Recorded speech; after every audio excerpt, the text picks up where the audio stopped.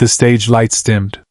60 million people watched from home as Simon Cowell, the man known for his brutal honesty and stone-cold critiques, suddenly stood up from the judge's table. His face went pale. His hands trembled. The woman on stage, tears streaming down her cheeks, had just said 5 words that would shatter him. "You saved my son's life." Simon didn't understand. Not yet. His mouth opened slightly, confusion flickering across his face. The audience fell into a silence so profound you could hear the hum of the stage lights. No one moved. No one breathed. And then, slowly, as the woman continued speaking, the realization hit him like a freight train. His eyes filled with tears he couldn't control. For the first time in the history of America's Got Talent, Simon Cowell was completely, utterly speechless. What happened next would become one of the most emotional moments ever captured on live television. A moment that would remind the world that behind the sharp suits and sharper tongue, there was a man with a heart bigger than anyone knew. But to understand this moment, we need to go back. Back to where it all began. 6 months earlier, in a small town in Ohio, a mother named Rachel sat by her 12-year-old son's hospital bed. Daniel had been diagnosed with terminal leukemia. The doctors had given him 6 months, maybe less. Rachel watched him sleep, his small frame barely making a dent in the hospital bed, tubes running from his arms. She hadn't slept in 3 days. She couldn't. Every moment felt like it might be the last. Daniel had always been different. While other kids played sports or video games, Daniel sang. From the moment he could talk, he sang. In the car, in the shower, at the dinner table. His voice was pure, untrained but beautiful. It was the one thing that made him smile even as the cancer ravaged his body. Rachel would catch him humming between chemotherapy sessions, his thin fingers tapping rhythms on the hospital bed rails. One evening, as the sun set through the hospital window, Daniel turned to his mother with those big brown eyes that had always melted her heart. "Mom," he whispered, his voice weak, "I want to audition for America's Got Talent." Rachel's heart broke. She wanted to say yes, wanted to give him anything he desired, but she knew the truth. Daniel was too sick. He could barely stand. The trips to Los Angeles, the stress, the physical demands, it would kill him faster. "Sweetheart," she began, but Daniel interrupted. "Not for me, Mom. For you." Rachel didn't understand. Daniel explained through labored breaths. He had been watching AGT religiously from his hospital bed, every season, every episode. And he had noticed something. Something that most people missed. Behind Simon Cowell's harsh critiques and intimidating demeanor, there was something else. A pattern. When someone truly vulnerable came on stage, someone fighting against impossible odds, Simon didn't just judge them. He saw them. He connected with them. He fought for them. "Simon helps people who are hurting, Mom," Daniel said. "He just doesn't show it the way other people do." Rachel tried to smile through her tears, but Daniel kept going. "Promise me something. When I'm gone, I want you to go on that show. I want you to sing. And I want you to tell Simon thank you."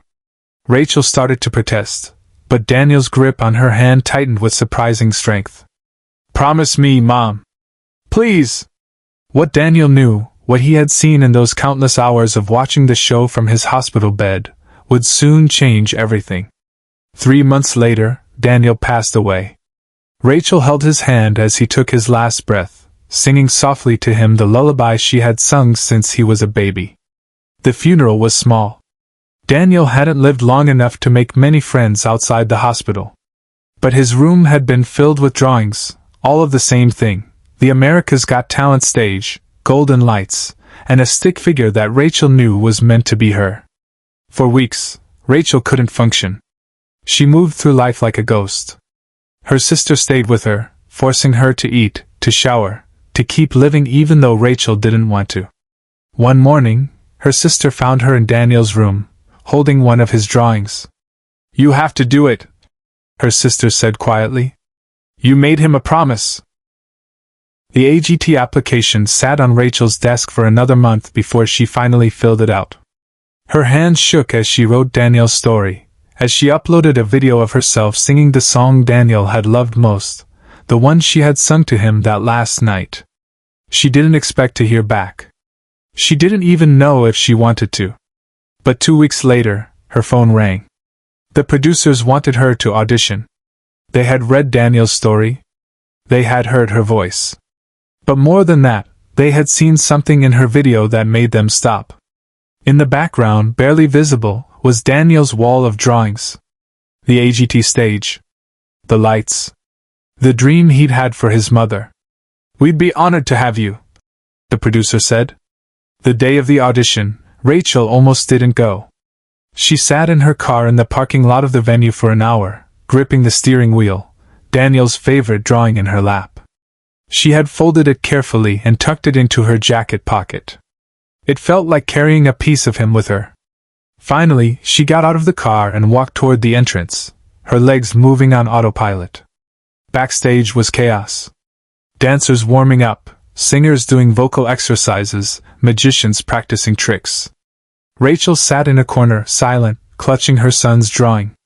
A production assistant came by with a clipboard. "Rachel? You're up in 10 minutes.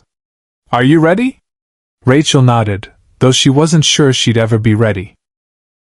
When her name was called, she walked onto that stage, and the lights hit her like a physical force. She couldn't see the audience, couldn't see anything except the 4 judges sitting at their table. Howie, Heidi, Sophia, and Simon. Simon Cowell, looking exactly as he did on TV, leaning back in his chair with that trademark expression of mild boredom. For a moment, Rachel forgot why she was there. Then she felt the drawing in her pocket, and she remembered Daniel's words. "Tell Simon thank you." Simon leaned forward slightly. "So, what's your name and where are you from?" His voice was clipped, professional. Rachel swallowed hard. "My name is Rachel, and I'm from Ohio." Simon nodded, waiting. "And what are you going to do for us today?" Rachel's voice cracked. "I'm going to sing." There was a pause. Simon's expression didn't change, but something in his eyes shifted. He could sense something was different about this woman. "Before you start," Simon said, and Rachel's heart stopped. "Is there anything you want to tell us?" This was the moment. Rachel felt tears already forming. She pulled Daniel's drawing from her pocket and held it up. The cameras zoomed in. The drawing showed the AGT stage in a child's hand, with stick figures and golden stars. "This was drawn by my son, Daniel," Rachel began, and her voice broke completely.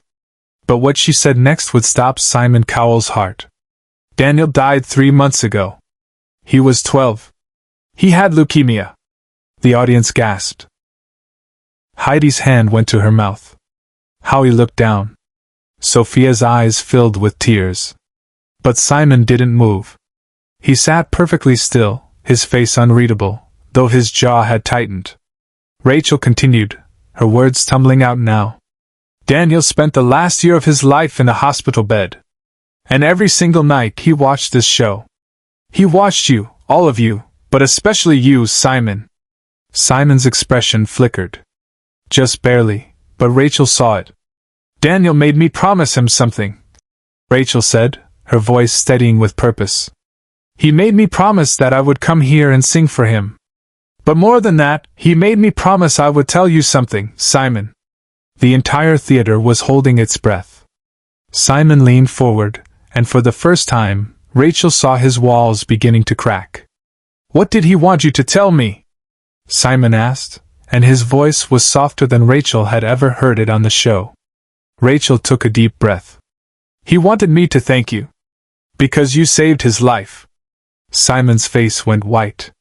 His eyebrows furrowed in confusion. "I don't understand," he said quietly. "How did I save his life? I've never met your son." Rachel smiled through her tears. "You saved his life by giving him hope. Every night, when the pain was so bad he couldn't sleep, when the treatments made him so sick he wanted to give up, he would watch your show. And he would see you, Simon. He would see how you responded when someone really vulnerable came on stage. How you fought for them. How you believed in them. And he told me, Mom, if Simon Cowell can see the good in people when they're at their lowest, then maybe there's still good in the world. The audience erupted. Not in applause, but in sobs. Grown men and women openly crying in their seats. Heidi was crying. Sophia was crying. Howie had his head in his hands. But all eyes were on Simon. Because Simon Cowell, the man who had critiqued thousands of performers with surgical precision, the man who had sent hopefuls home without a second thought, the man who prided himself on being unshakable, was falling apart. His face crumpled. His hands went to his face, trying to hide it, but it was too late. The cameras caught everything. Tears streamed down his cheeks. His shoulders shook. For several long seconds he couldn't speak. The producers in the control room didn't know what to do. They had never seen this before. Nobody had. Finally, Simon lowered his hands. His eyes were red, his face blotchy. He looked at Rachel with such raw emotion that it felt like the entire world was intruding on something private. I don't know what to say, he whispered, and his voice broke on every word. I'm so sorry for your loss. I can't imagine what you've been through. Rachel shook her head. Don't be sorry. Be proud. Because my son saw something in you that I think you don't even see in yourself. He saw kindness. He saw heart. And in his last days, that gave him peace. Simon stood up abruptly. The judges never stood up during auditions, never. But Simon pushed his chair back and walked around the table, ignoring the cameras, ignoring the protocols, ignoring everything. He walked straight to the stage. And what happened next would become the most shared moment in AGT history. Rachel stood frozen as Simon approached. He stopped a few feet from her, and for a moment, they just looked at each other. Then Simon did something he had never done in 15 years of the show. He held out his hand. Not for a handshake, but palm up, an offering. Rachel placed Daniel's drawing in his hand. Simon looked down at it, this child's vision of hope and dreams, drawn with crayons in a hospital room. His tears fell onto the paper. Can I keep this? Simon asked, his voice barely audible. Rachel nodded, unable to speak. Simon carefully, reverently folded the drawing and placed it in his jacket pocket, right over his heart. Then he looked at Rachel again. Your son sounds like he was an extraordinary human being, Simon said. And I have a feeling he got that from his mother. The audience was on its feet now, but it wasn't the usual standing ovation. It was something deeper. A recognition of shared humanity, of grief acknowledged, of love that transcends death. Simon turned to walk back to the judges' table, but Rachel called out, Wait. He turned back. He wanted me to sing for you, she said. Will you listen? Simon nodded, wiping his eyes with the back of his hand in a gesture so human, so vulnerable, that it seemed impossible this was the same man who had terrified contestants for years. He returned to his seat, but he didn't lean back. He sat forward, elbows on the table, hands clasped, giving Rachel his complete attention.